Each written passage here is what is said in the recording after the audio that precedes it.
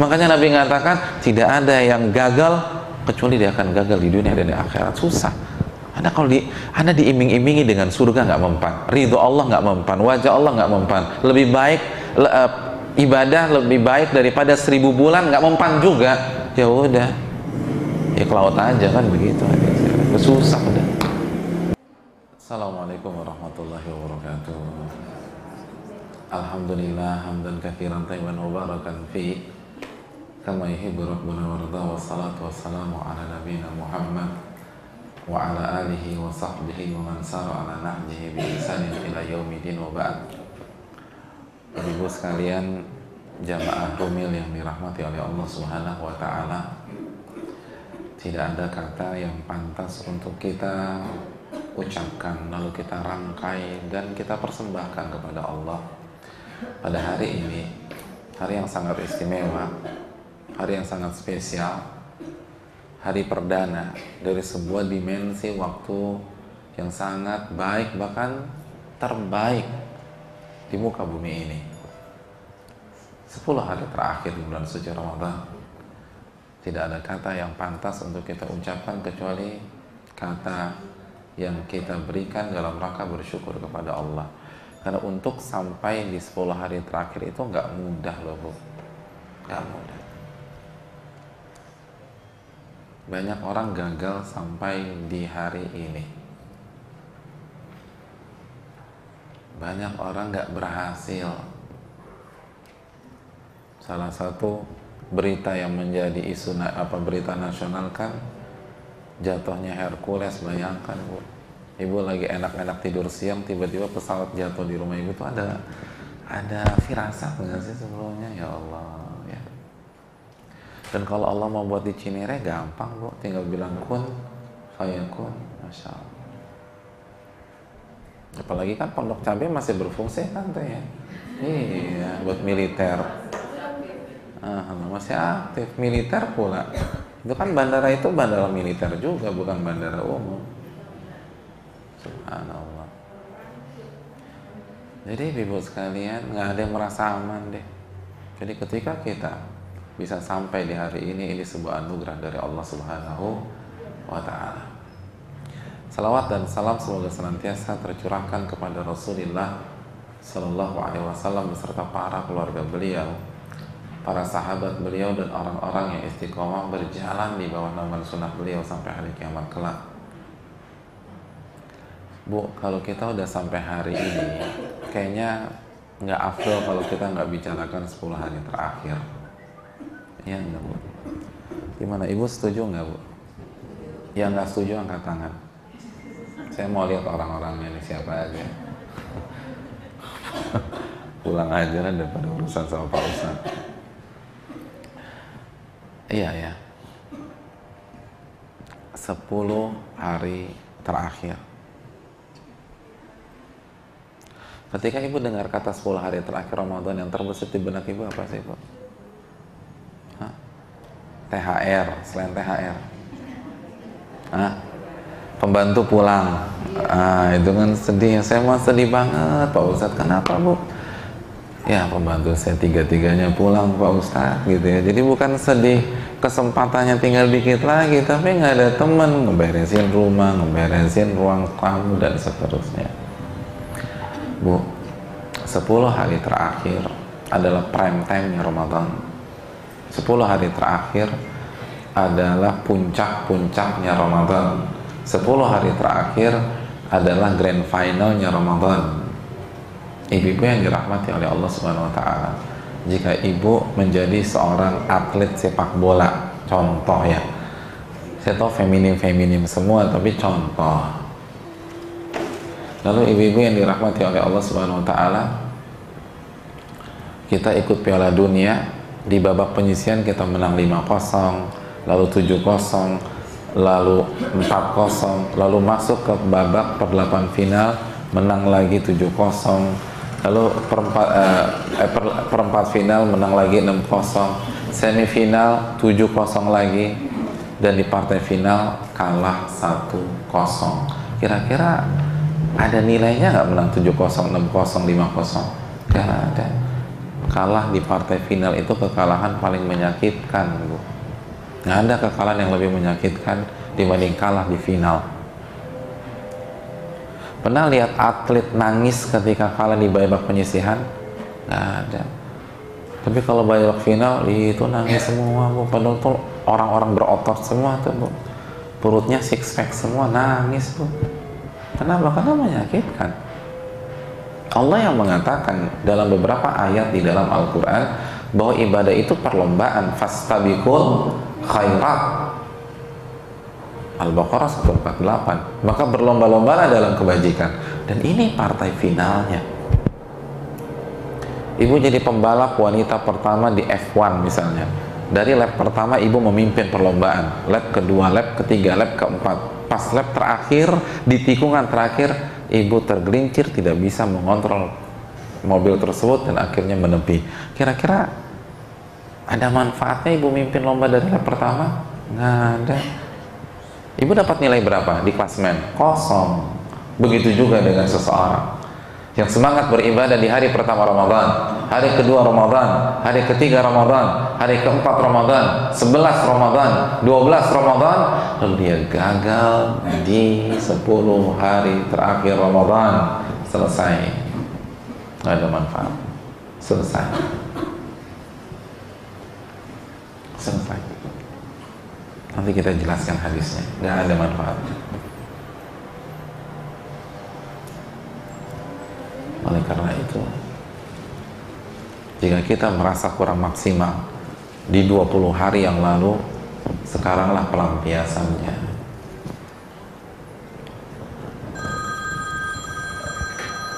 Ini handphone siapa lagi?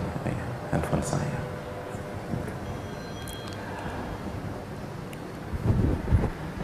Jika kita merasa kurang taraweh di 20 hari yang lalu, sekarang pelampiasannya. Nggak ada waktu lagi. Kita harus tumpahkan semua di 10 hari terakhir ini.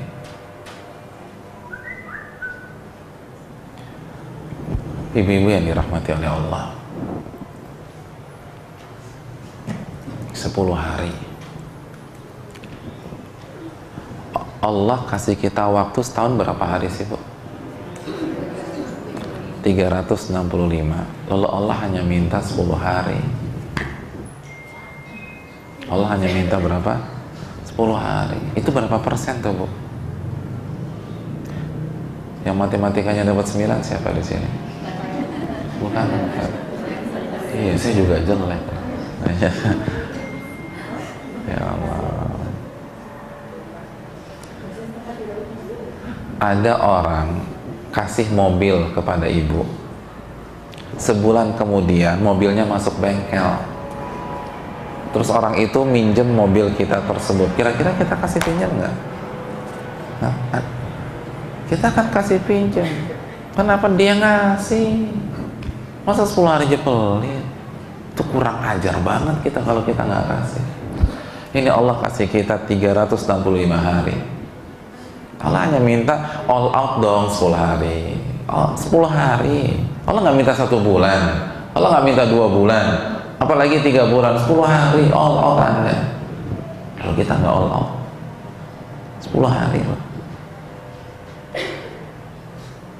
Nggak mau tuh kita kasih kepada Allah. Kira-kira kita pantas dikatakan hamba yang bertakwa nggak? Itu tadi aja. Analogi tadi di atas. Cuma 10 hari. Ustaz, tapi saya sibuk Pak Ustaz, ngurusin anak, punya butik atau punya toko. Ini masih ada 20 toples lagi belum laku. Subhanallah. Hadirin yang dirahmati oleh Allah Subhanahu wa taala. Sesibuk itukah kita sehingga kita sampai nggak bisa kasih Allah 10 hari? Kayaknya kita lebih sibuk dari Rasul deh. Rasul aja kepala negara, pemegang kunci Baitul Mal. Kalau bahasa kita sekarang itu menteri koordinator bidang ekonomi. Jadi langsung beliau ambil alih. Panglima perang. Kalau bahasa kita sekarang panglima TNI-nya. Itu masih bisa tuh. Salat tarawih sampai kaki bengkak tuh masih bisa. Masih bisa menghidupkan malam. Ahya lailahu. Beliau begadang di malam hari. Subhanallah. Kita RI 1 bukan, menteri bukan, Panglima TNI bukan, bablas terus tidurnya. Hebat kita ini. Ingat, nggak ada yang lebih sibuk dari Rasulullah SAW. Ustadz, tapi anak saya banyak. Nabi umat, bukan ngurusin anak lagi, ngurusin umat. Nggak ada alasan. Cuma 10 hari kok. Masa 10 hari nggak dikasih juga? Ini yang kasih jantung kepada kita, yang kasih otak kepada kita, yang kasih kecantikan kepada ibu-ibu sekalian. Minta tolong all out dong 10 hari, nggak dikasih juga. Kelewatan bro, kelewatan. Bu, jangan nunggu sampai divonis dokter dulu. Mohon maaf, positif kanker payudara stadium 4, baru kita nangis jam 3. Terlambat. Jangan nunggu divonis dokter dulu. Mohon maaf, fungsi ginjal Anda tinggal 5%. Baru kita bangun jam 3:30 untuk sujud kepada Allah. Enggak, sekarang. Ta'arraf ilallahi fir raha ya'rifka fi syiddah.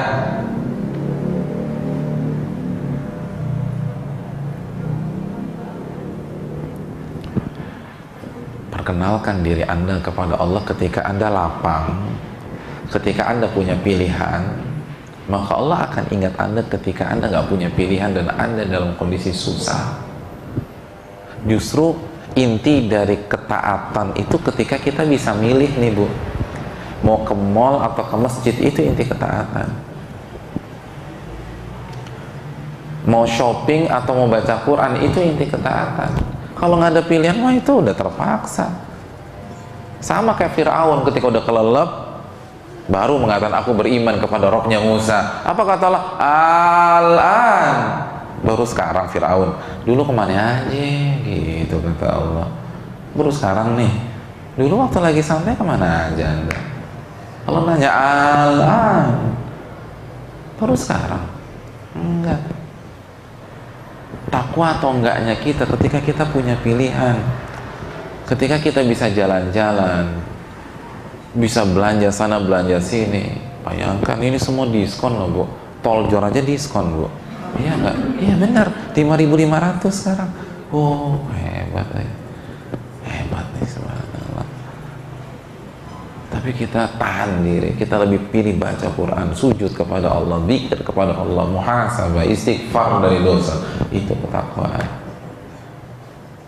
Maka Allah akan ingat kita pada saat kita susah. Ayo dong, berani dong. Cuma 10 hari. Bisa, kenapa nggak bisa? Allah akan ganti. Dan apa yang kita korbankan nggak akan sia-sia, nggak gratis. Allah tekankan masalah ini. Allah berfirman dalam surat At-Taubah 111, Innallaha ashtara minal mu'minin anfusahum wa amwalahum bi anna lahumul jannah. Allahu Akbar. Allah menggunakan kata inna dalam membuka ayat tersebut. Apa arti inna? Inna itu artinya penekanan, penegasan, nggak bisa diragukan lagi. Ini kepastian kata Allah. Apa punya ayat tersebut? Sesungguhnya Allah membeli jiwa-jiwa orang beriman dan harta mereka dengan surga. Allah ingin memastikan dan menenangkan kita apa yang kita korbankan. Misalnya 10 hari ini itu nggak gratis. Allah beli.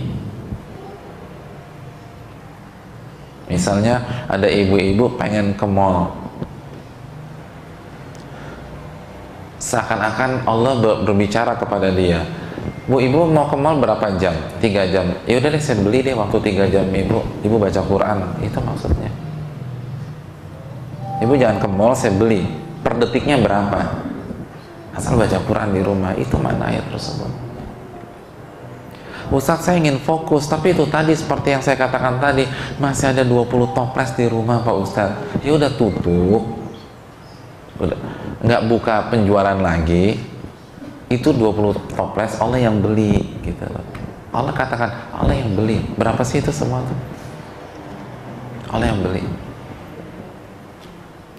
Ustadz masih ada 5 piece lagi tuh gitu loh, belum laku. Lumayan kan buat dipakai pas lebaran buat ibu-ibu. Udah tutup butik itu sekarang, masih sisa berapa? 5 piece. Itu Allah yang beli semua, Allah yang borong. Dengan apa? Surga. Ya Allah. Kita dengan sombongnya nggak mau jual ke Allah. Enggak, aku nggak mau jual. Subhanallah. Bu, satu toples nastar berapa, Bu? Berapa? 100, Bu. Sama Ustaz sendiri 100. Nggak bener, saya cari tempat lain aja lah.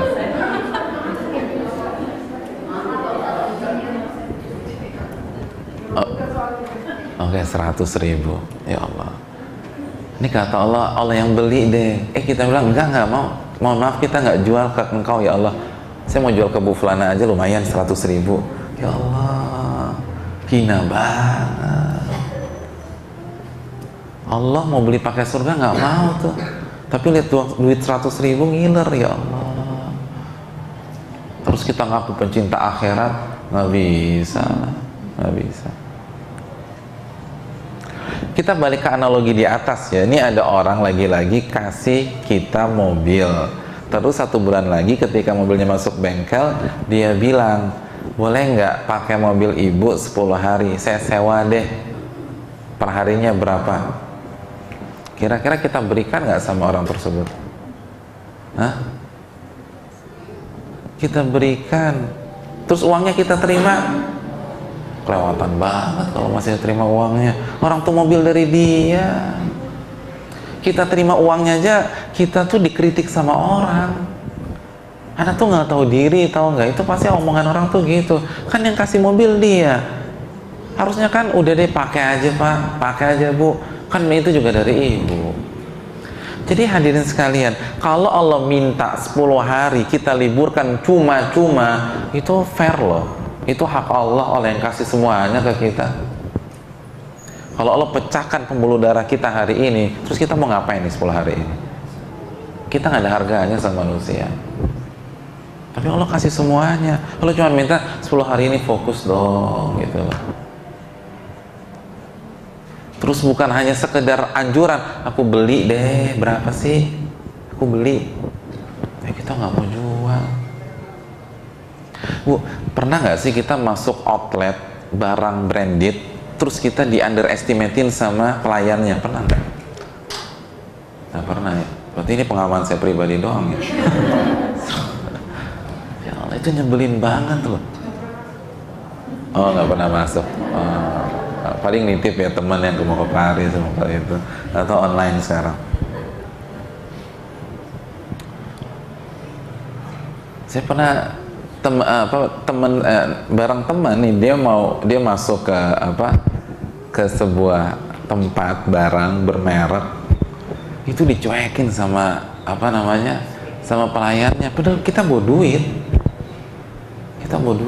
sampai teman saya tuh buka tasnya, keluarin semua koleksi Apple-nya. Itu dari Apple yang iPhone, iPad, sampai Mac dikeluarin semua. Saya bilang, Mat, ngapain gitu, Mat? Kita nggak dianggap kalau nggak kasih lihat begini-begini aneh gitu loh. Kan orang lihatnya penampilan. Ini nggak punya duit nih, nggak usah dilayanin gitu kan ya. Nggak dianggap.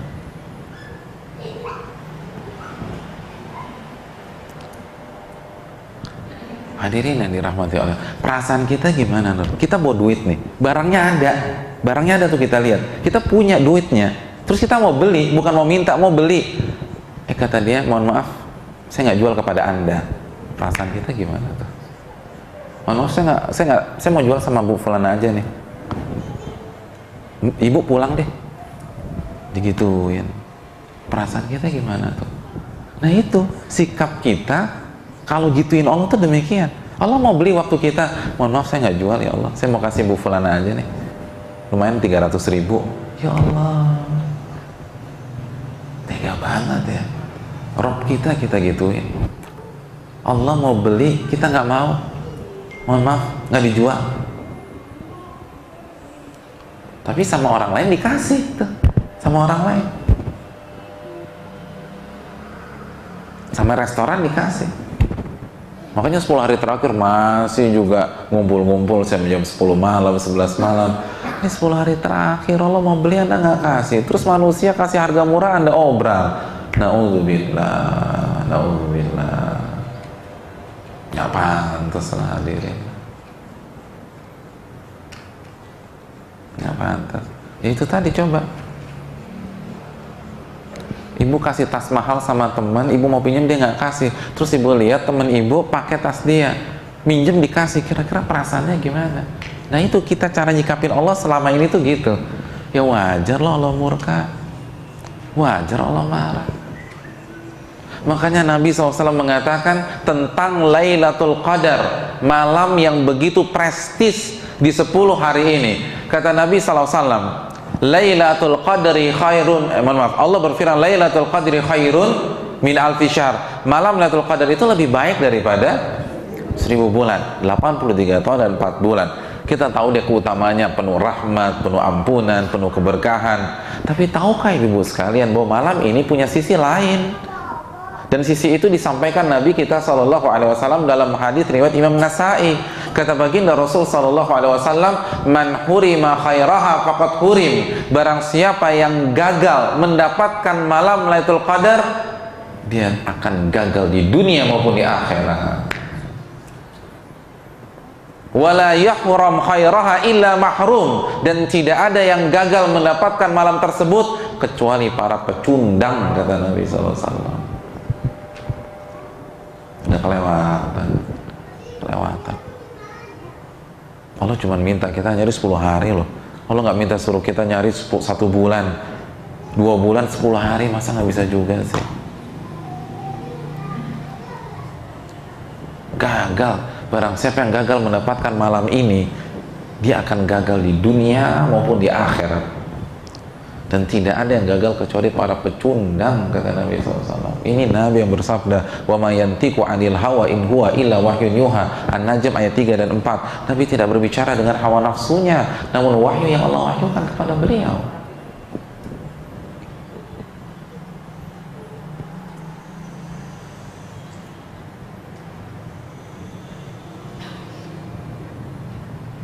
Hadirin yang dirahmati oleh Allah. Kenapa Nabi sampai sepedas itu ngomongnya? Jarang loh Nabi ngomong begini. Karena udah kelewatan. Hadirin, kita mikir deh, kalau kita nggak bisa all out dalam ibadah di 10 hari terakhir, gimana kita bisa jadi hamba yang taat pasca Ramadan? Susah, secara matematik nggak dapat. Karena kalau Ramadan aja gagal, apalagi setelah Ramadan. Ramadan itu seluruh akses ibadah dimudahkan, fasilitas dilancarkan, itu gembong-gembong syaitan itu dibelenggu. Tahukah ibu-ibu sekalian, Nabi bersabda, wasuffidat maradatul jin, itu gembong-gembong syaitan itu dibelenggu, nggak bisa operasi. Jadi dia nggak bisa beroperasi. Jadi yang bintang 4-nya tuh, bintang 3-nya, yang jenderal-jenderalnya, yang mafia-mafianya, yang kelas beratnya, itu nggak bisa bergerak. Yang kita hadapi sekarang itu yang kelas bawang, kelas teri, kelas terbang, kelas bantam. Jadi kalau masih KO juga, gimana kalau pasca Ramadan ketika mereka full tim, Bu? Mau ngapain kita? Ini kalau sama yang lapis 3, lapis legit, lapis 4 gitu ya, itu kita kalah juga. Gimana kalau full timnya main gitu loh? Ini yang kita hadapi ini pemain cadangan semua, yang kroco-kroco. Terus diiming-imingi dapat malam 1000 bulan, tetap nggak tergugah juga, ya repot, Bu. Makanya Nabi mengatakan tidak ada yang gagal kecuali dia akan gagal di dunia dan di akhirat. Susah. Anda kalau Anda diiming-imingi dengan surga nggak mempan, ridho Allah nggak mempan, wajah Allah nggak mempan, lebih baik ibadah lebih baik daripada 1000 bulan nggak mempan juga, ya udah, ya ke laut aja kan begitu aja. Susah udah, berat. Dokter angkat tangan itu, kecuali dapat hidayah dari Allah Subhanahu Wa Taala. Susah orang begitu. 10 hari terakhir. Mumpung kondisinya kondusif loh, Bu. Nggak tahu ya, ibu-ibu tadi pagi keluar rumah nggak? Ibu keluar dari rumah jam berapa?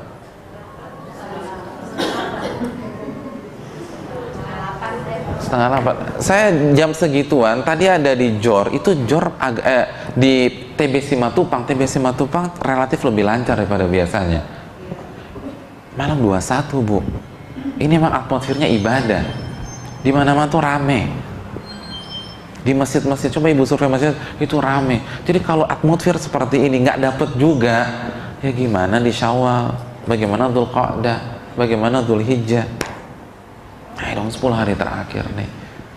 Ini kelas akselerasi loh, Bu. Mungkin di antara kita ada yang dulu masa lalunya kelam, masa lalunya penuh dengan maksiat. Walaupun kalau di Rumil saya agak ragu ya, ini karena kayaknya soleh-solehnya dari lahir nih kalau begini nih. Tapi kalau ada nih kan, kalau ada ya, Masya Allah. Ya ini kan saatnya balas dendamnya nih sekarang. Masuk kelas akselerasi. Ibadah 83 tahun 4 bulan, Bu, ibu bayangin nggak? 83 tahun 4 bulan, detik demi detiknya ibadah. Itu yang pahala yang kita dapatkan kalau Lailatul Qadar kita dapat. Siapa yang usianya 83 tahun di sini? Ada yang 83 tahun? Yang 83 tahun nggak ngaku siapa? Coba ada? Pak Ustadz, peraturan pertama kalau bicara sama ibu-ibu, jangan nanya 2 hal, umur sama berat badan, kan begitu ya? Itu nggak akan dijawab, Pak. Percuma. Tapi kan nggak ada di sini. Alhamdulillah masih muda-muda di sini secara umum. Kalaupun ada yang 80 tahun, itu umurnya, bukan usia ibadahnya. Kalau kita usia 60 tahun, itu dipotong tidur aja udah berapa tuh, Bu? Apalagi tidur kita ikut resep dokter. Sehari 8 jam. Berarti 20 tahun aja tuh buat tidur. Itu belum dipotong tidur pas kajian, nambah lagi tuh. Masya Allah, luar biasa. Jadi kapan ibadahnya? Belum arisannya, belum kopdarnya, belum kulinernya, terus ibadahnya kapan? Ini Lailatul Qadar 83 tahun 4 bulan. Ayo dong. Ini depan mata kita nih. Mumpung di hari pertama. Belum ada kata terlambat. Kalau udah malam Jumat pekan depan tuh udah tinggal nyesal aja, Bu. Oleh karena itu manfaatkanlah Ramadan kali ini luar biasa. 10 hari ini fokus sama Allah. Apa sih yang bisa kita lakukan selama 10 hari ini? Ustadz, saya udah mau all out nih. Pokoknya saya berubah pikiran, pokoknya saya mau fokus 10 hari ini. Terus saya harus ngapain, Ustadz? Hadirin sekalian, yang terbaik tentu saja kembali ke Rasulullah SAW. Ingat Al-Ahzab 21, laqad kana lakum fi Rasulillah uswatun hasanah.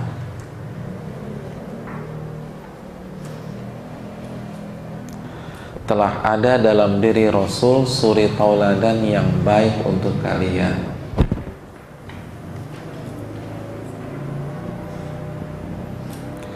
Yang paling tahu bagaimana mengaktifkan 10 hari ini Rasul, Bu. Setuju ya ibu-ibu ya?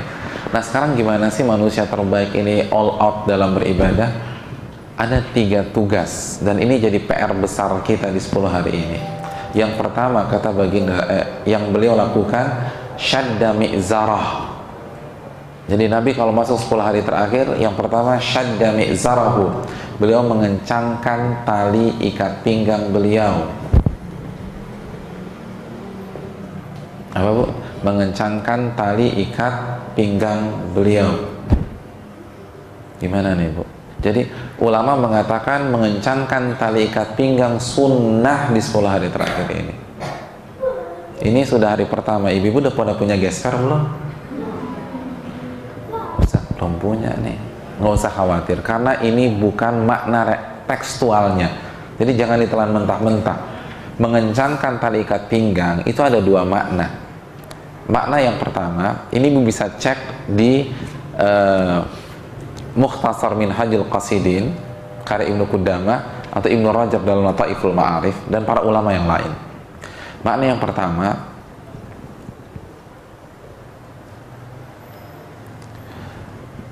cuti berhubungan intim dengan suami atau istri 10 hari cuti. Itu makna yang pertama. Apa alasannya? Yang pertama tentu saja karena beliau iktikaf, dan iktikaf nggak bisa berhubungan intim. Al-Baqarah 187. Orang iktikaf di masjid terus mau berhubungan intim di mana? Kan repot gitu loh. Jadi nggak bisa. Alasan yang kedua, karena kalau berhubungan intim maka kita akan lebih capek, cepat ngantuk, nggak maksimal 10 hari terakhir. Itu makna yang pertama. Gimana kira-kira, siap ya Ibu? Ya Allah, yang bilang siap cuma 3 orang. Itu juga kayaknya faktor U gitu.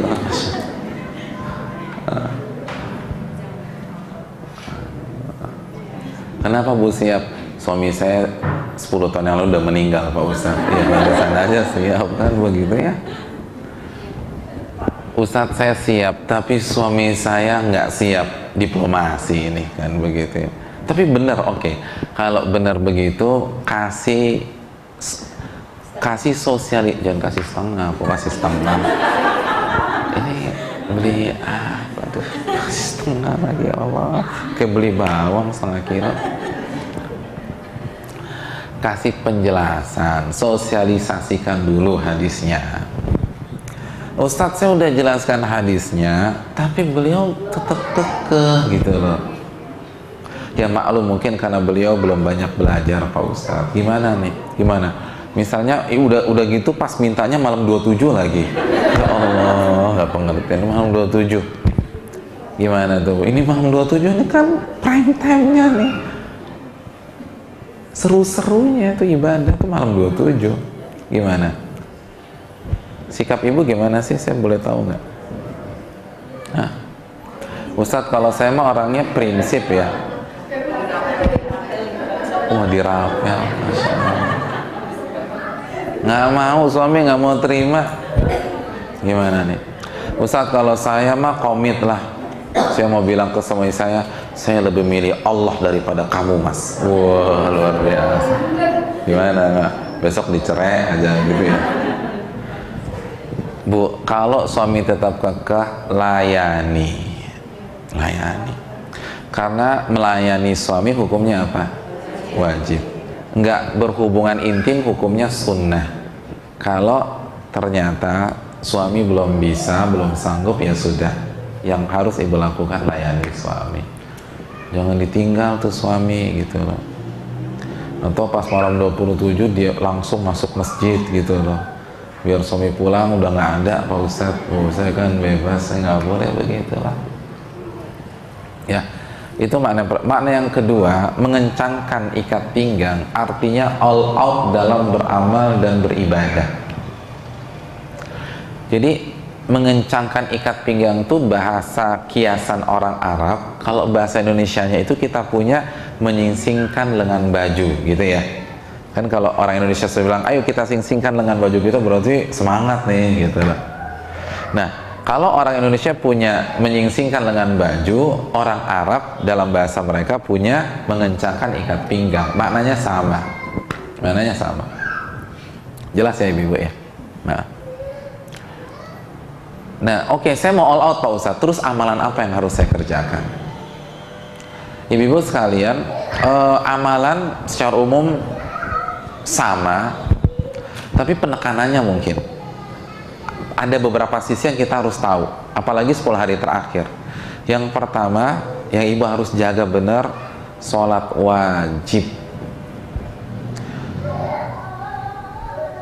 Kalau pakai bahasa kajian umum yang ada bapak-bapak ibu-ibunya, berarti sholat wajib berjamaah. Sholat wajib berjamaah, ini jaga di 10 hari terakhir. Dan jadikan momentum untuk menjaga sholat 5 waktu berjamaah di next berikutnya.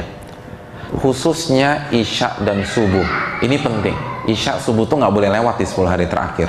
Kenapa demikian? Karena ada hadis riwayat Imam Muslim. Hadis ini sahih riwayat Imam Muslim. Man shallal isya fi jamaah, barang siapa yang sholat isya berjamaah, maka dia dapat bonus sholat taraweh setengah malam suntuk. Wa man shallal subha fi jamaah, lalu kalau paginya dia sholat subuh berjamaah, maka genaplah bonusnya semalam suntuk sholat lail.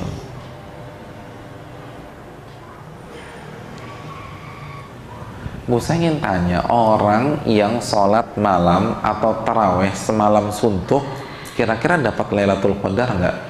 Dapat. Makanya ulama mazhab Syafi'i, jadi kan mayoritas orang Indonesia kan kiblatnya dalam masalah fikih ke mazhab Syafi'i, itu menyatakan barang siapa yang sholat isya dan subuh berjamaah, dipastikan dia dapat Lailatul Qadar. Dapat Lailatul Qadar. Terus gimana kami para wanita, Pak Ustadz? Kalau wanita, simpel, kembali kepada pengecualian yang sering disampaikan Ustadz-Ustadz. Wa buyutuhunna khairun lahun. Kalau mau ke masjid boleh, tapi rumah mereka lebih baik untuk mereka. Jadi barang siapa wanita yang tetap sholat di rumah, baik sendiri maupun berjamaah, karena mengikuti sabda Rasul, saran Rasul, maka dia dapat bonus di atas tersebut. Dapat. Sama, itu sama dapat. Jelas ya. Jadi jaga nih, sholat jaga. Jangan sampai 10 hari terakhir nggak sholat isya gitu. Isyanya mepet-mepet, isyanya keluar waktu, isyanya di waktu yang diperdebatkan para ulama. Kapan waktu diperdebatkan para ulama? Di atas tengah malam. Tengah malamnya bukan 12.00 ya, tengah malam Islam. Tengah malam Islam itu dari maghrib sampai subuh. Jadi kalau sekarang kita maghrib 6 kurang berapa? Biasanya nggak pernah salah nih. Yang susah tuh nanya waktu zuhur sama ibu-ibu. Kalau waktu maghrib cepat insya Allah. Nah, wow, masya Allah ada bocorannya tuh. 6 kurang 7. Nah sampai 4:43. Bagi 2 itu tengah malam.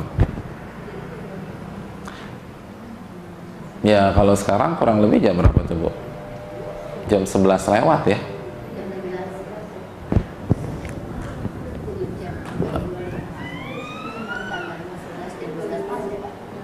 Iya masih ya, mendekati jam 12. Jadi jangan lewat jam 12 malam. Kenapa? Karena ada hadis Nabi mengatakan ila nisfil lailatil awsat, waktu isya itu sampai tengah malam aja. Dan hadis ini sahih. Makanya para katakan waktu isya bukan sampai subuh, tapi sampai tengah malam. Hati-hati loh, sholat isya jam 1, jam 2, itu ada hadis seperti itu. Ini pastikan nih, 10 hari terakhir jangan miss sholat isya. Dan mentang-mentang di rumah kan kita suka tunda ketiduran, bahaya ini. Pastikan benar-benar. Itu sholat isya dan subuh. Yang kedua jelas taraweh lah. Jelas taraweh. Man qama mal imam hatta yansarif kutiba lahu qiyamul lailah. Barang siapa yang sholat taraweh bersama imam berjamaah sampai selesai, maka dia mendapatkan pahala sholat semalam suntuk. Kalau wanita gimana Pak Ustadz? Sama persis bagaimana penjelasan sebelumnya. Kalau dia sholat di rumah karena mengikuti saran sang Nabi, maka dia pun dapat pahala semalam suntuk. Nah makanya jangan kebablasan lagi. Ini karena mentang-mentang di rumah ketiduran, diledekin bantalnya, kasurnya, terprovokasi. Ini kan jadi masalah. Habisan tuh bantal nantang Pak Ustadz, saya tuh jadi emosi juga. Nah kan begitu.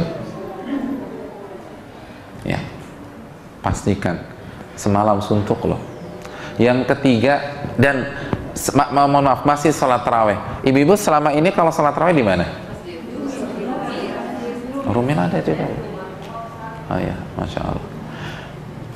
Kalau di Rumil berapa jam Bu? 3 jam. Oh setengah jam. Masya Allah, 1 jam. Usahakan. Ini 10 malam itu bacanya banyak-banyak. Ada hadis surat Imam Abu Daud. man qama, barang siapa yang sholat malam atau taraweh membaca 10 ayat, maka dia tidak akan divonis sebagai orang yang lalai. Jadi kalau bacanya 10 ayat, dia nggak akan jadi orang yang lalai. Wa man qama, dan barang siapa yang sholat lail, tahajud, taraweh dalam sebuah malam membaca 100 ayat, kutiba lahu minal qaniti, dia mendapatkan gelar qaniti. Apa arti qaniti? Orang yang taat. Itu sorga udah jawabannya tuh. Wa man qama bi alfi ayat, barang siapa yang tarawehnya, tahajudnya membaca 1000 ayat, maka dia mendapatkan gelar muqantarin, orang yang pahalanya seabrek-abrek. Dahsyat banget, Bu. Bu, saya ingin 10 malam terakhir ibu main di level 1000. Sanggup? Nah, ada yang bilang sanggup. Emang ibu maunya main di level berapa? 10? Ya 10, Bu. Jangan ngaku keluarga besar rumil kalau mainannya masih 10 lah. 1000 bisa? Gimana malam hari ini Bu Fera di Rumil 1000 ayat? Saya musyawarahkan dulu lah Pak Ustadz ya. Bu, gini loh Bu, simpel. Apa sih yang buat ibu berat? Bu, ingat hadis tadi. Hadis tadi bunyinya apa? Barang siapa yang tarawehnya, tahajudnya, qiyamulailnya selama semalam baca 10 atau 100 atau 1000. Jadi ini itu per malam, bukan per 1 rakaat. Gitu loh. Jadi kalau modal ibu cuman Al-Fatihah sama kulhu, itu udah 100, Bu. Ibu sholat di rumah berapa rakaat? 11. Modal ibu cuman Al-Fatihah sama kulhu. Al-Fatihah berapa ayat? 7, kulhu 4, berarti 11 ayat per rakaat. 11 kali 11 121. Ya dapat.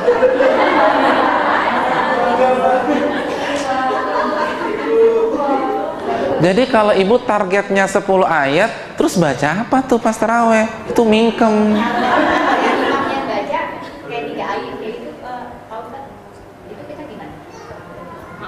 Ya, imamnya kan juga otomatis dapat pahala imam.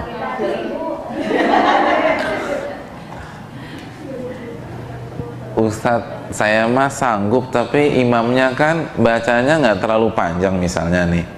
Karena melihat jamaah, karena kalau panjang-panjang bubar Pak Ustadz jamaahnya.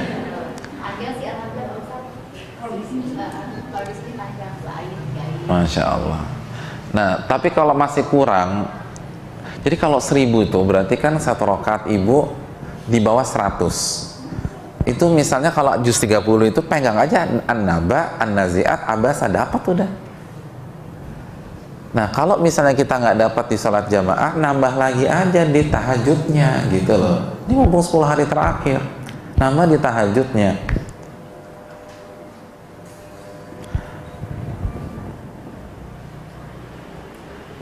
Nggak hafal Pak Ustadz? Boleh nyontek, boleh nyontek. Hadis Bukhari. Seneng kan nih? Ini kan pengalaman waktu SMA nih, nyontek. Boleh nyontek.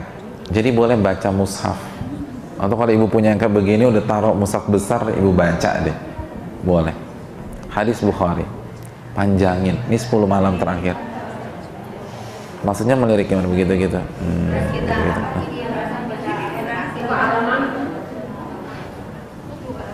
Bu, ngapain ngelirik-ngelirik, depan mata aja pegang gitu loh Bu. Bu, ngelirik nanti kalau habis tarawih nggak balik lagi gimana, itu kan pegel leher Bu. Capek loh ngelirik begitu, depan mata aja, megang boleh.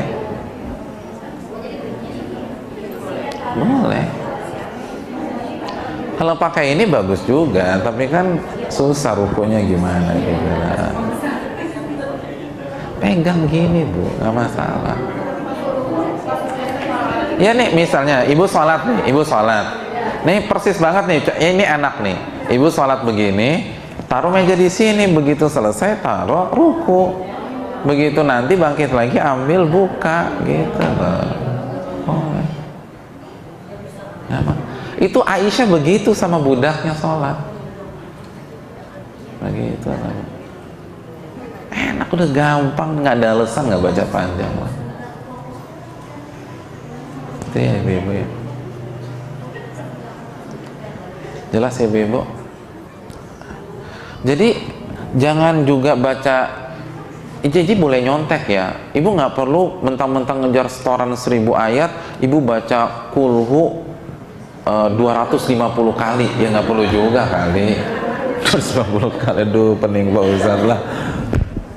Itu tadi udah berapa ya, 173 tadi itu, bingung kan. Nggak usah lah ya. Ini manfaatkan nih. Ini malam-malam inilah, coba nih, ini malam-malam terakhir. Masa nggak dapet juga sih, dapat lah. Dan insya Allah nggak pegel, artinya enak gitu loh, nggak ngantuk. Jadi variasi aja, capek qiyamul lagi, baca lagi gitu kan, seger lagi nanti. Terus agak pegel, duduk baca Quran, doa, pokoknya dikombinasikan aja gitu loh. Itu masalah taraweh qiyamul lail. Yang berikutnya jelas baca Quran. Baca Quran jangan sampai dilewatkan di hari-hari ini. Faedah baca Quran banyak dan saya yakin sudah sering disampaikan para ustadz-ustadz, tapi saya ingin sampaikan sebuah kata kunci pada kesempatan kali ini. Ibu jangan sampai melepaskan 100 ayat di malam hari. Jadi kalau lagi capek atau mungkin harus mudik, harus persiapan, nggak bisa, suami minta saya mudik Pak Ustadz, saya nggak bisa fokus, oke, 100 ayat di malam hari. Karena Nabi bersabda, man qara'a mi'ata ayat fi lailah kutiba lahu kunutu laila. Barang siapa yang membaca 100 ayat di malam hari, maka bonusnya, ini bonusnya, sholat taraweh semalam suntuk. Subhanallah. Jadi kalau bisa 1 juz sih bagus. Jadi baca Quran itu bisa di pagi, bisa siang, sore, malam, tapi prime time-nya tetap malam. Karena kan primadona 10 hari terakhir ini malam. Intinya 10 hari terakhir itu malam, Bu. Jadi itu 100 nggak berhenti dari sekarang ke siang? Enggak, itu khusus malam. Karena pahalanya juga menggiurkan. Ngaji. Semalam suntuk loh, Bu.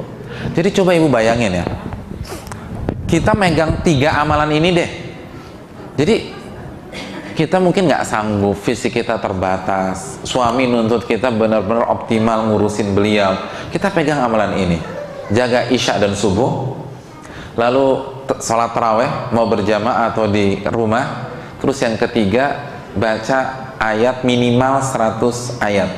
Maka setiap malam ibu mendapatkan pahala sholat taraweh 3 malam suntuk. Wah, itu suntuk banget tuh, 3 malam, Bu. Jadi itulah pentingnya ilmu. 1 sama dengan 3 malam. Jadi bayangin nggak kalau itu malam Lailatul Qadar, berapa pahalanya? Terus yang berikutnya doa, Bu. Perbanyak doa kepada Allah. Doa itu penting. Apalagi di malam-malam ini tuh perbanyak doa. Yang lagi punya masalah sama suami, doa kepada Allah, minta suami dapat hidayah.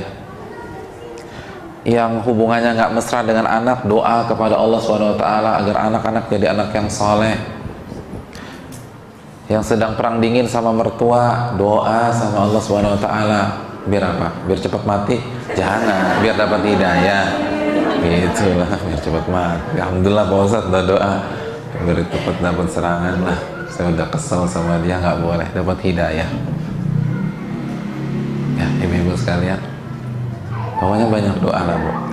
Terus yang berikutnya, perbanyak zikir. Zikir ini penting. Ar-Ra'd ayat 28. Ala bidzikrillahi tatmainnul qulub. Ketahuilah dengan berzikir kepada Allah hati menjadi tenang. Bu, untuk bisa fokus maksimal di 10 hari terakhir kita butuh ketenangan. Iya nggak? Mana yang lebih enak? Ibu masak sop buntut hati tenang, atau masak sop buntut setelah dibentak-bentak sama suami? Walaupun suami ibu nggak bentak anak ibu ya. Jelas pas hati kita tenang tuh cita rasanya lebih bagus. Nah begitu juga 10 hari ini cukup panjang Bu. Ini finalnya 10 hari, bukan 2 kali 45 menit. Kita butuh hati yang lapang, hati yang nyaman. Zikir kata Allah.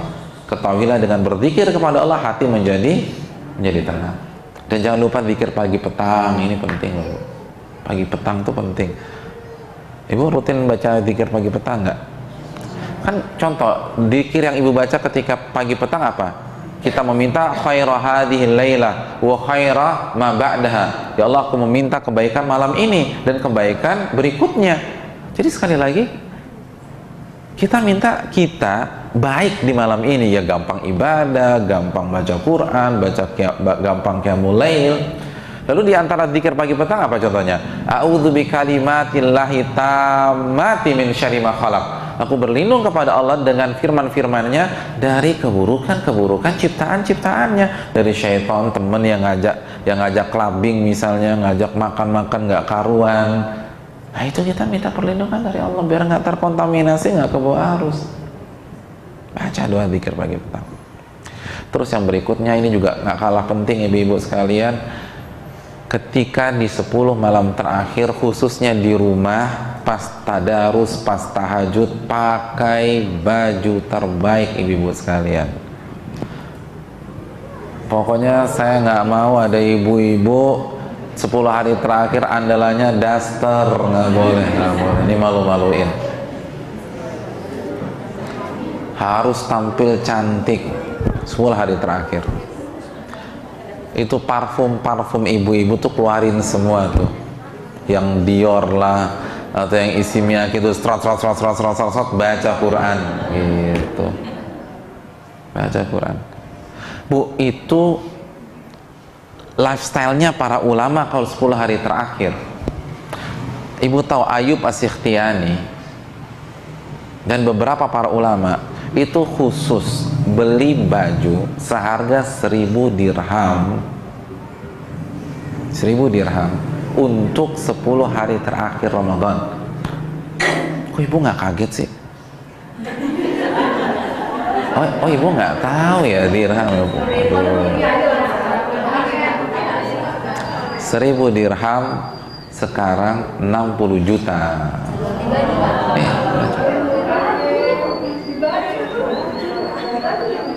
60 juta. Loh, kok dikiaskan ke tas? Bukan tas baju, ini tas aja. Tadi saya bilang tas. Ibu kan nggak mungkin baca Quran sambil jinjing begini, kan nggak mungkin. Ini penampilan loh. Tapi bener niatnya dipakai buat ibadah gitu loh. Kalau pakai buat ibadah nggak ada masalah. Ustaz apa nggak mubadzir? Enggak, mubadzir itu 1 rupiah dipakai maksiat tuh mubadzir. Tapi kalau untuk mengagungkan, enggak. Allah berfirman dalam surat Al-Hajj ayat 32, "Wa man yu'azzim sya'airallah fa innaha min taqwal qulub." Barang siapa yang mengagungkan syiar-syiar Allah, dan di antara syiar Allah itu 10 hari terakhir, itu adalah takwa dalam hati. Itu bukti kita bertakwa. Jadi kita agungkan, kita muliakan. Jadi dress code-nya harus keren. Jadi keluarkan koleksi-koleksi kita yang terbaik itu pakai 10 hari terakhir. Suami juga gitu, jangan pakai kutang aja, gimana sih? Itu batik suami itu yang 3 juta, yang 4 juta. Ayo Pak, pakai ini Pak, malam ini malam 25 nih, malam ganjil, gitu. Masya Allah. Berarti habis kajian saya ke mall dulu Pak Ustadz ya. Udah yang ada aja deh, yang ada. Ini kita ke mall, nanti malam tidur gitu loh, kecapean. Jadi beli iya, ngaji enggak udah. Subhanallah ya. Jadi ini yang perlu kita camkan. Terus yang terakhir ibu-ibu sekalian, Nabi SAW wa aiqadha ahlaha. Beliau membangunkan keluarganya. Jadi ibu-ibu sekalian, sunnah Nabi di 10 hari terakhir itu bangunkan suami, bangunkan anak-anak. Jangan ibu aja yang ibadah. Itu semua diajak bangun. Makanya di briefing dulu nih sore hari ini. Ya, ternyata tuh Nabi bangunin keluarganya loh, gitu ibu-ibu. Jadi bangunkan. Jadi suasana rumah di 10 malam terakhir itu dipenuhi dengan ibadah satu keluarga, bukan satu orang. Jadi mungkin kita ada di kamar, suami kita pilih di couplingnya di ruang tamu, nanti ada anak di ruang keluarga, ada anak di kamar, dan seterusnya. Jadi satu keluarga tuh sibuk ibadah itu 10 hari terakhir. Jadi atmosfer rumah kita itu rame, Bu, gitu loh. Jadi kalau kita ngambil sunnah Nabi, itu nggak ada tuh kerampokan di 10 malam terakhir. Kan gitu. Ini kan setiap tahun kan rampok di 10 malam terakhir. Karena rumahnya kosong, ditinggal mudik, kan gitu. Coba kalau semuanya hidup, ya rampok juga garuk-garuk kepala. Ini pada bangun semua, gue nggak dapet ini nih, kan gitu ya. Allah Ta'ala bisa. Jadi bangunkan keluarga kita. Allah Ta'ala bisa. Ini yang bisa kita sampaikan. Ingatlah bahwa 10 hari ini penentuan. Dan saya tutup dengan sabda Nabi, rogiba anfu rajulin, celaka seseorang yang memasuki bulan suci Ramadan, lalu ketika Ramadan berakhir, dosa-dosanya belum diampuni oleh Allah Subhanahu wa Ta'ala. Celaka dia, celaka dia, celaka dia. Hadis riwayat Imam Muslim.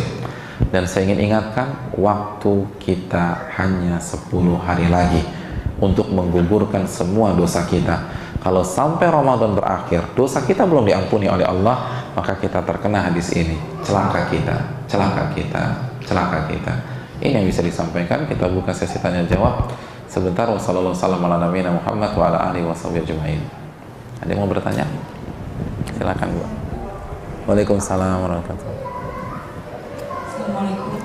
Waalaikumsalam warahmatullahi wabarakatuh. Ustaz, kalau di 10 hari terakhir ini jadwal haid misalnya, boleh nggak saya berdoa pada Allah supaya saya tidak mendapat haid? Oh gitu. Jadi ibu ini belum haid, terus ibu pengen doa jangan dikasih haid ya Allah, gitu ya. Boleh, tapi itu bukan yang terbaik. Yang terbaik minta yang terbaik, gitu loh.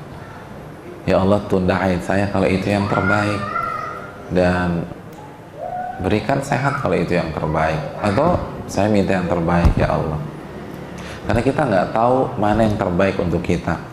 Wa asa an tuhibbu syai'an wa huwa khairul lakum. Bisa jadi yang kita anggap baik itu justru buruk bagi kita. Al-Baqarah 216. Jadi minta yang terbaik. Nah, ini banyak manusia ini sok tahu. Ya Allah, aku ingin itu ya Allah. Belum tentu baik. Ya Allah, semoga fulan itu jadikanlah dia suamiku. Belum tentu dia terbaik kalau jadi suami. Allah sudah siapkan yang lebih keren dari dia, yang lebih kaya dari dia, tapi karena kita maksa pengen sama dia, udah itu jawabannya tuh. Akhirnya nggak dapet yang bagus. Kan gitu ya. Amalannya apa saja? Kalau apa? Kalau lagi haid. Ibu-ibu sekalian, saya ingin tanya, yang dilarang itu ada berapa sih kalau kita lagi haid? Salat sama puasa. Apa? Oh, tawaf ya, kan di Rumil nggak ada Ka'bah, jadi ya nggak usah disebutkan. Salat puasa. Baca Quran khilaf, perbedaan para ulama, tapi pendapat yang kuat boleh. Karena dalam hadis kana yadhkurullah fi kulli ahwani, Nabi berzikir kepada Allah di setiap kondisi, baik suci, hadas kecil, hadas besar. Betul, Nabi nggak pernah haid memang, tapi maksudnya suci, hadas kecil, hadas besar, dan Nabi terus berzikir. Berarti dan Al-Quran bagian dari zikir.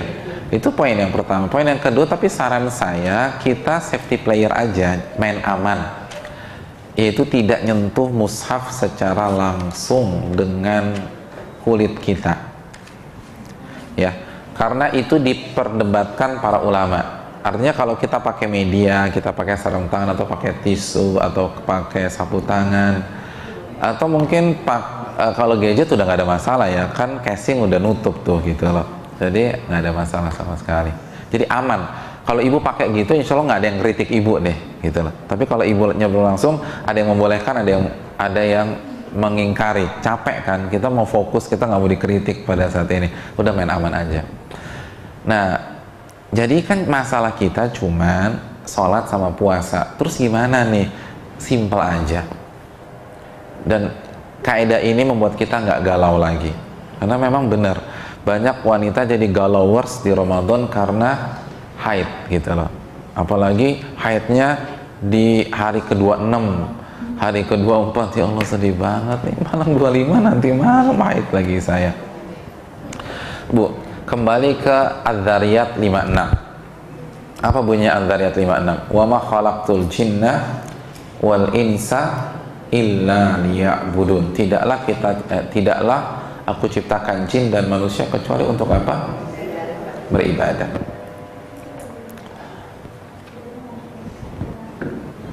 Kecuali untuk beribadah. Arti ibadah dalam ayat ini apa sih? Tadi surat apa tuh, Bu? Adz-Dzariyat 56. Arti ibadah apa? Al-Imam Mujahid. Imam Mujahid ini murid terbaik Ibnu Abbas, sepupu Nabi. Imam Mujahid menjelaskan arti ibadah li'amurahum wa anhahum, untuk aku perintah dan untuk aku larang. Dari sini terbukalah pola pikir kita. Ibadah itu bukan hanya sebatas mengerjakan perintah seperti sholat, puasa, zakat, haji, zikir, baca Quran, enggak. Tapi pada saat kita meninggalkan larangan itu ibadah. Jadi saya ingin tanya, ketika qadarullah ibu dapat haid nih hari ini, berarti ibu dilarang apa sama Allah? Sholat, puasa.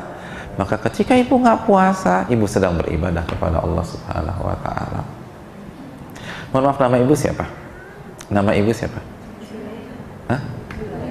Oh, Bu Zulaiha. Panggilannya? Bu Leha apa? Oh, Bu Juju, ya. Artinya pakai Z harusnya ya. Zulaiha gitu ya. Apa Ju? Oh, pakai J. Orang Sunda ya? Ah, iya, orang Sunda pakai J betul.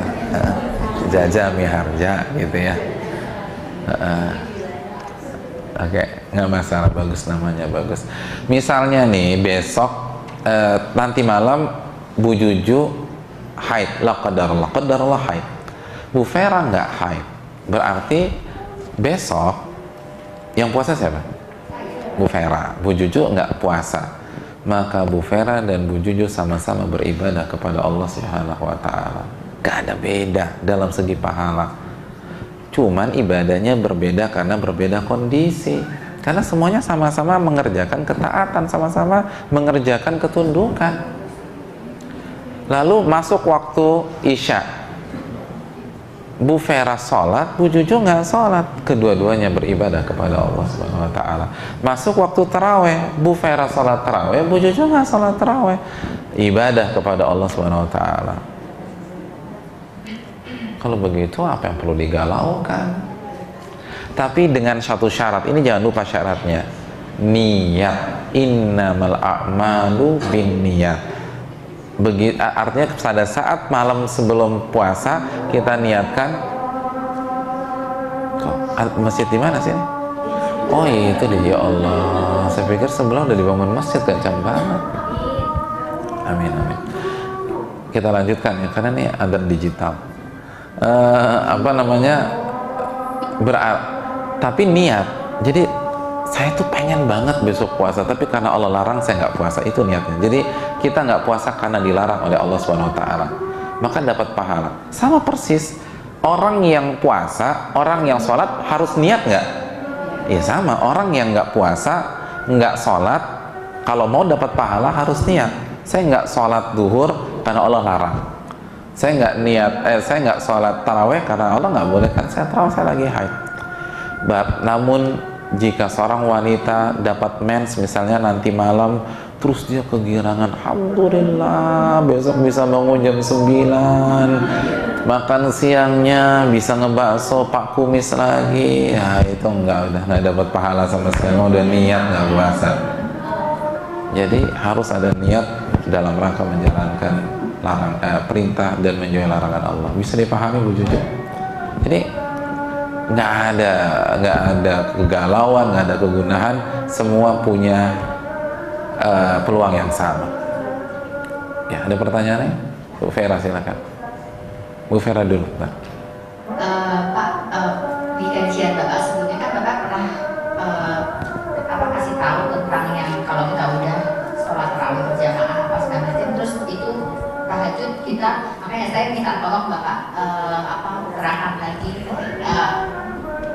Yang saya tangkap katanya kan berarti tahajud udah enggak karena kita udah semalam suntuk. Terus kalau nggak salah Bapak juga ada kasih apa sih batas waktu yang tengah malam ataupun sampai yang tengah malam, jadi termasuk tahajud itu gimana? Saya masih belum mudeng gitu Pak. Iya, terima kasih jazakallah. Enggak, bukan begitu Bu Vera. Yang pertama kita punya 3 nama, Qiyamul Lail, Taraweh, dan Tahajud. Dan 3 nama itu substansinya sama-sama sholat malam. Arti Qiyamul Lail itu sholat malam, arti Taraweh sholat malam di bulan suci Ramadan, arti Tahajud sholat malam setelah kita tidur dulu gitu loh. Jadi kalau misalnya nih nanti malam Bu Vera ingin sholat malam jam 1, sebelumnya Bu Vera tidur, maka itu kita bisa namakan Qiyamul Lail karena itu memang sholat malam. Kita bisa katakan Taraweh juga bisa karena sekarang Ramadan. Kita bisa katakan Tahajud karena Bu Vera sebelumnya tidur terlebih dahulu. Jadi cuma permainan nama aja. Nah, kalau kita sudah tarawih dulu, kalau wanita kan aman lah gitu ya. Mau tarawih di masjid dapat semalam suntuk. Mau sholatnya berjamaah di rumah semalam suntuk. Mau sholatnya sendiri karena mungkin nggak ada orang atau apa semalam suntuk lagi. Terus nanti kita abis itu kita tidur, nanti jam 1 kita mau tahajud lagi, boleh nggak? Boleh, nggak ada masalah. Kan mendapatkan pahala semalam suntuk bukan berarti pembatasan, itu bonus gitu loh. Nah, silakan tambah lagi karena Nabi pernah lakukan sholat malam lagi setelah witir, sebagaimana hadis Ummu Salamah, hadisnya sahih. Tetapi jangan witir lagi karena la witrani fi laila, nggak ada 2 witir dalam satu malam. Jadi ada sholat genap aja 2 rakaat sampai apa yang kita inginkan gitu ya. Allah telah bisa. Ya, pertanyaan Bu, siapa? Yang mana nih? Ini ada orangnya kan ngomong-ngomong? Oh, ada. Oh, Masya Allah. Gimana nih Bu? Ada masalah apa nih ngomong-ngomong?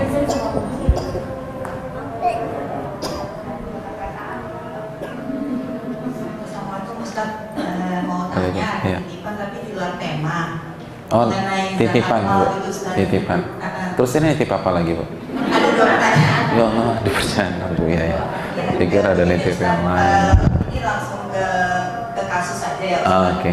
Jadi ada si Ibu Fulana gitu, dia zakat malnya udah mau jatuh tempo kan, udah mau setahun. Tapi contoh misalnya dia mau memiliki logam mulia sebesar 100 gram gitu. Kan dia udah harus bayar zakat. Tapi kira-kira 2 bulan yang lalu beliau menggadaikan seluruh logam mulia itu gitu. Nah, sekarang dia udah menjatuh tempo itu, apakah dia tetap bayar zakat atau gimana maksudnya? Jadi seluruh logam mulia 100 gram itu digadaikan juga. Ya. Iya, terima kasih jazakallahu khairan. Namanya gadai itu kan jaminan ya. Berarti secara kepemilikan itu masih milik dia. Masih milik dia. Kalau misalnya sampai haul sempurna semua milik dia masuk ke dalam nisab, maka zakat. Tapi kalau karena dia punya hutang lalu dia segera bayar atau dicicil lah dan akhirnya tidak sampai haul, tidak sampai nisab, maka zakat otomatis gugur lagi. Nanti kalau dapat lagi baru mulai lagi haul baru gitu loh.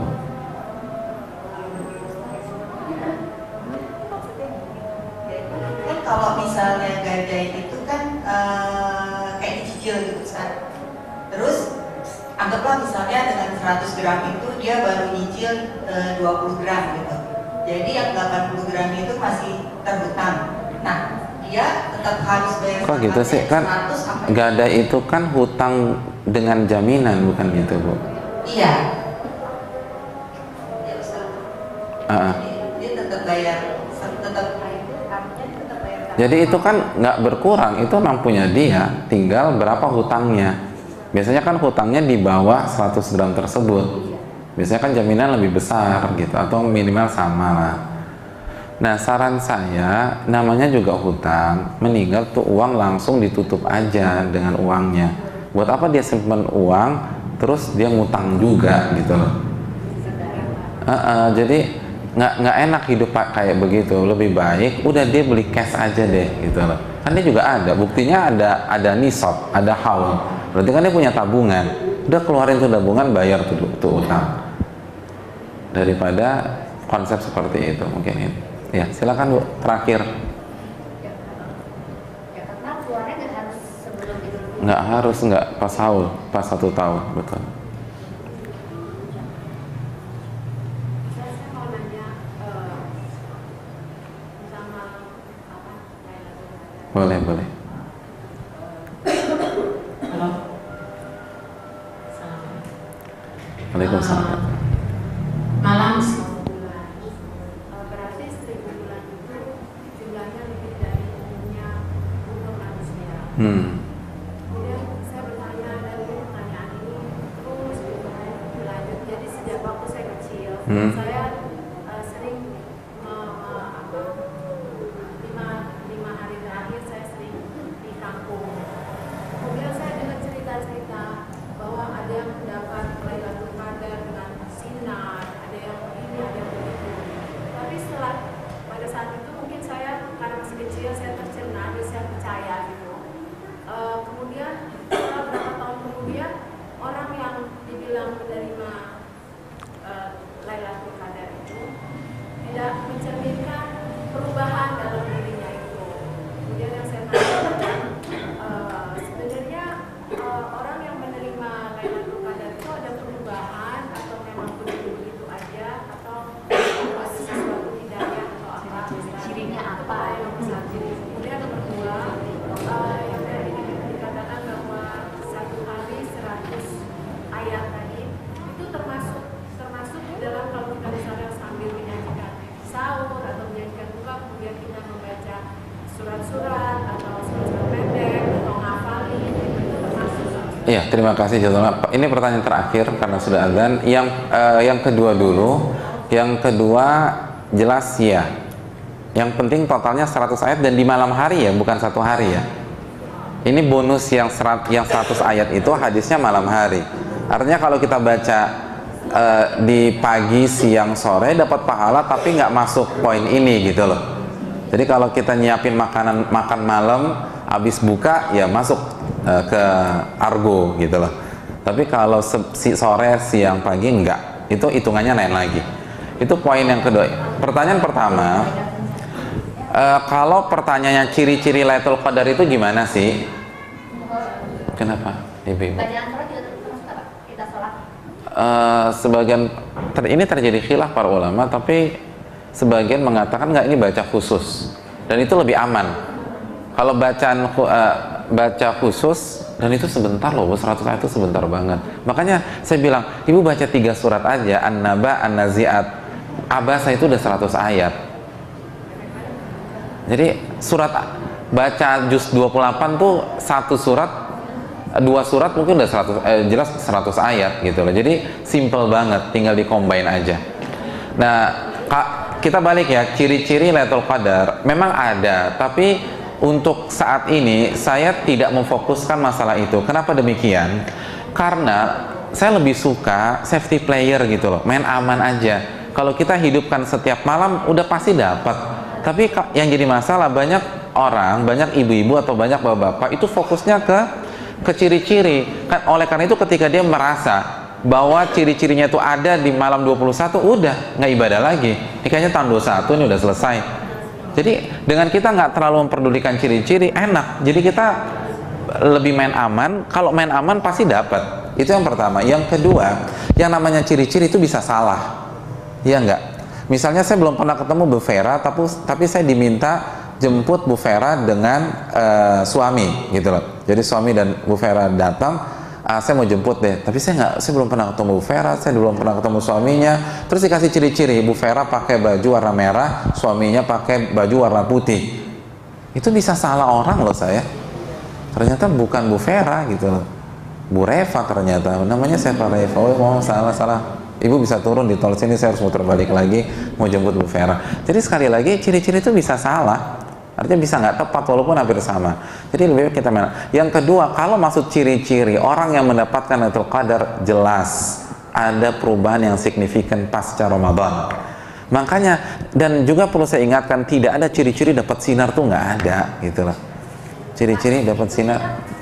Mungkin kita dapat Lailatul Qadar setiap tahun misalnya, atau cuma sekali aja? Enggak, setiap tahun ada. Setiap tahun tuh ada, tapi diacak. Makanya di sebuah tahun di zaman Nabi jatuh tanggal 21. Nabi mengatakan, tadi aku dikasih tahu Allah jatuh malam ini, malam 21. Lalu di kesempatan yang lain, tahun ini cari di malam 27. Lalu kesempatan yang lain, hiya sab'atu awakhir. Tahun ini kata Nabi di 7 malam terakhir. Jadi 23, 25, 27, 29. Jadi diacak sama Allah. Dan orangnya itu bisa setiap malam, setiap tahun bisa. Bisa Setiap tahun. Iya. Bisa berkali-kali. Iya, betul. Jadi nggak ada dalil tentang sinar. Pastikan dulu pekerjaan dia apa kali gitu loh. Kalau iya tukang las, gitu, tukang besi gitu loh. Sopir akap kan mungkin lampu sorot di pantura gitu kena sinar lah pokoknya. Nggak ada sinar. Yang kedua, pasti ada perubahan. Kalau nggak ada perubahan berarti nggak ada Lailatul Qadar. Ya, saya rasa cukup sampai di sini karena sudah zuhur dan kita bersiap salat.